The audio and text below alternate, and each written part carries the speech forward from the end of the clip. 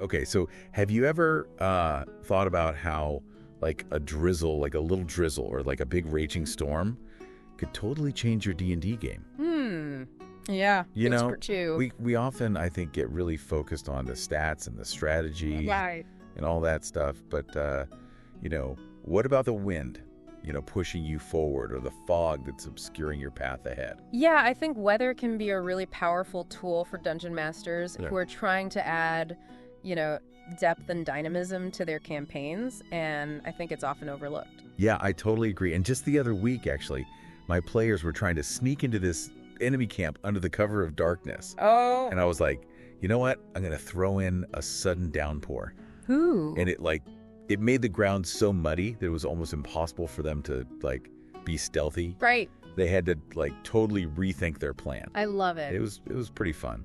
Yeah, that's a great example. And this is precisely what this article from LitRPG Reads called Transform Your D&D Game with Custom Random Weather Tables by Ken Chan. That's right. Yeah. Dives into. Exactly. Yeah. It's all about using custom weather tables to create those unexpected twists and turns that make D&D so exciting, Yeah. And that reminds me of a game that I was playing in. We were crossing this vast desert. Oh, deserts can be brutal. They are. What happened? So the dungeon master, the DM, he had this awesome weather table. Okay. And we ended up rolling for a sandstorm.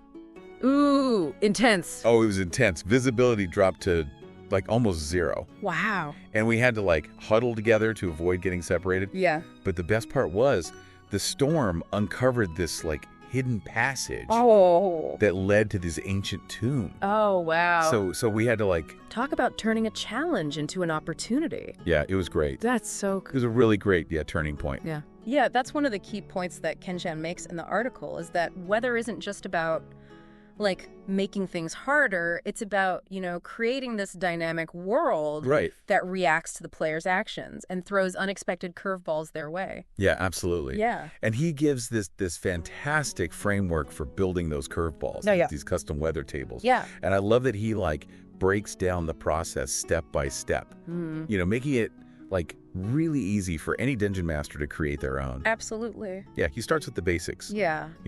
First, brainstorm the types of weather that would fit your campaign setting.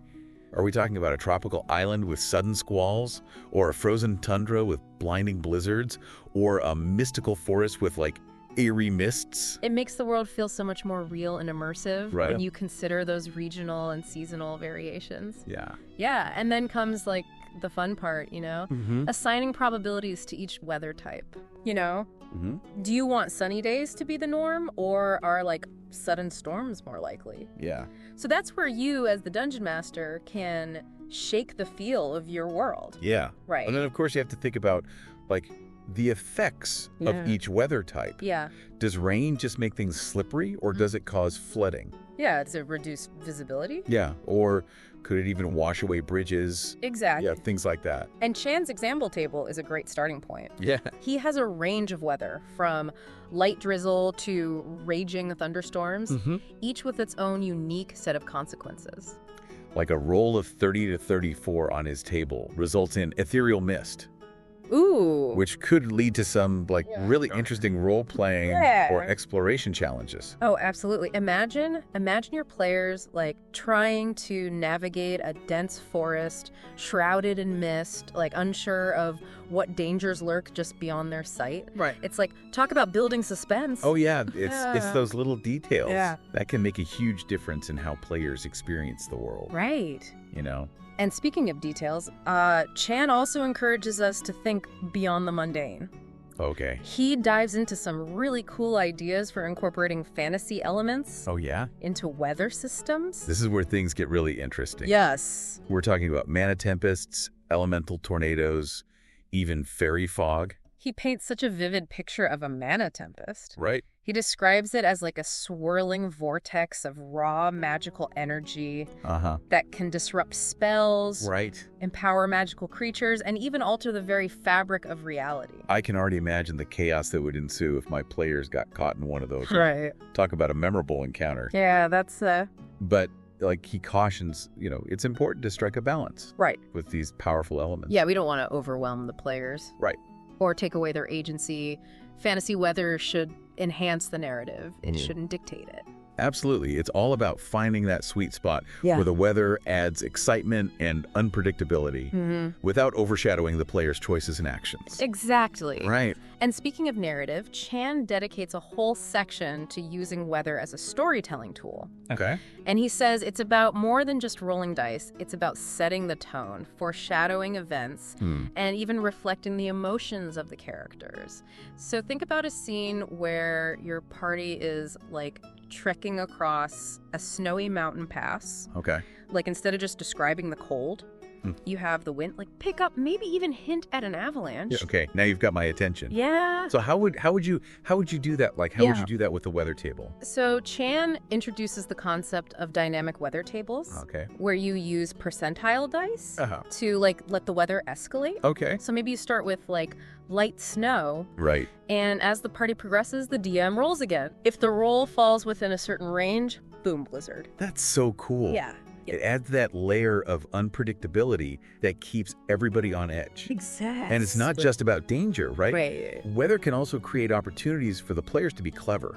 Absolutely. Oh. Like, imagine that same blizzard. Yeah. Maybe it makes travel impossible for most. Right. But a clever player with the right spells or skills could use it to their advantage. Like maybe a druid uses their knowledge of nature to find shelter, or a ranger uses the snow to mask their tracks. Exactly. Like it turns the weather into like a puzzle to be solved. Yeah. Which is so much more engaging than just like passively enduring it. Absolutely. Yeah, Chan gives some really fun examples of players creatively interacting with the weather.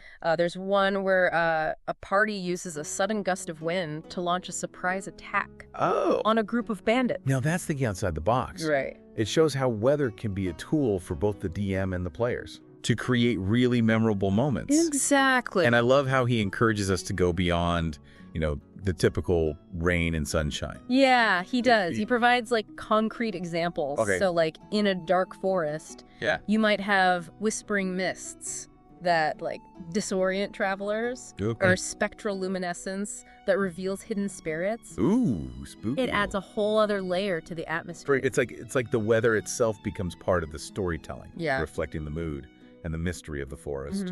And then there's the volcanic wasteland with its sulfurous breezes and pyroclastic waves. Those are some like pretty intense conditions. Yeah.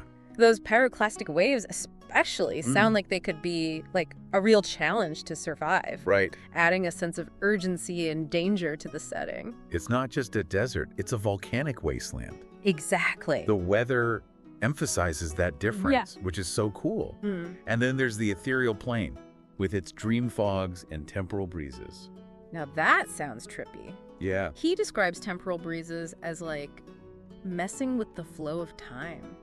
Wow. Like imagine a combat encounter where like some actions are sped up while others are slowed down because of the weather. That'll be wild. Talk about adding a new dimension to combat. Oh, yeah. Yeah.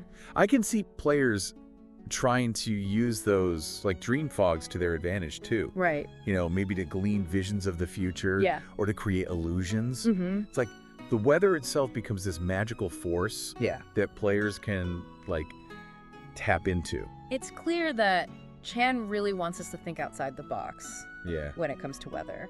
Yeah, he does. And it doesn't have to be super complicated. Right. He gives us this like simple framework. I was just thinking that. For creating custom weather tables, so even like new DMs can try it out. It's more about creativity and imagination than anything else. And that's what I love about this article. It's not just about giving us a bunch of rules and mechanics. Right. It's about sparking our creativity and encouraging us to think about weather in a whole new way. It's given me so many ideas for my own campaigns. Yeah. I'm already like brainstorming weather tables for this like pirate adventure I'm planning. Oh, fun. With sudden squalls and rogue waves. Love it. And maybe even a kraken or two thrown in for good measure. Oh, a kraken emerging from the depths during a raging storm? Yeah. That's a D&D moment you don't forget. It's those moments that we as DMs and players like live for. Right. And weather can be such a powerful tool for creating them. Right. It's not just about rolling dice and saying, all right, okay, it's raining. Yeah. It's about weaving the weather into the fabric of the story, making it a force to be reckoned with, a source of wonder. mark, a challenge to overcome. Yeah. And ultimately, like, a key ingredient in creating truly unforgettable D&D experiences. Yeah, I think what really resonates with me about Chan's approach is that it, like, makes the world feel more alive. Yeah. Like, it's not just a static backdrop anymore. It's an active participant in the story. I completely agree. You know? And the beauty of it is that it doesn't require, like, a ton of extra work for the DM with a little bit of planning and, like, a well-crafted weather table. You can transform your game in a big way. And it's not just about realism, right? It's about using weather to, like, evoke emotions. Absolutely. Create atmosphere, even foreshadow events. Yeah. Think about a scene where, like, the party is approaching a haunted castle. Right, as they get closer, like, the wind picks up, storm clouds gather, and lightning flashes across the sky. You can practically feel the chill in the air. Exactly. It sets the tone immediately, creating a sense of dread and anticipation. It's those subtle touches that can make such a difference in, like, immersing players in the world. Right. And then, imagine the contrast. When the party finally overcomes the challenge and emerges from the castle victorious. Okay. The storm breaks, the sun peeks through the clouds, and a rainbow arcs across the sky. It's like the weather itself is celebrating their victory. Right. Yeah, it's those kinds of moments that make D&D so special. And those moments wouldn't be nearly as powerful without the skillful use of weather as a narrative tool. And Chan really emphasizes that point in the article. Yeah. He encourages us to think about weather as more than just a random event, but as an integral part of the story we're telling. It's like weather becomes another character in the story, one that can be both benevolent and malevolent, unpredictable and awe-inspiring. And it can be a really powerful way to connect with players on, like, an emotional level. Yeah. Think about how, like, a sudden downpour can evoke, like, a sense of melancholy, or how, like, a beautiful sunset can inspire feelings of peace and tranquility. Yeah, it's those shared experiences, those moments where the weather aligns with the emotions of the characters and the story that create, like, lasting memories. And ultimately, isn't that what we're all striving for as DMs and players? Yeah. You know, to create those unforgettable moments, those stories that we'll be sharing around the table for years to come. Absolutely. Yeah. And weather, as we've discovered today, can play a surprisingly significant role in making those stories come alive. So, to wrap things up, I think the key takeaway here is that weather is more than just a background detail. It's a powerful tool that can enrich your games in countless ways. So don't be afraid to experiment, to get creative, and to use weather to its full potential.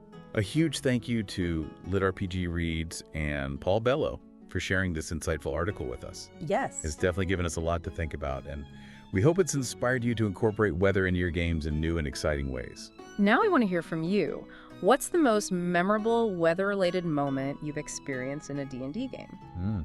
Head down to the comments and share your stories of epic storms, magical mists, and maybe even a few close calls with rogue gusts of wind. We can't wait to read them. Thanks for listening. Yeah, thanks everyone. Like,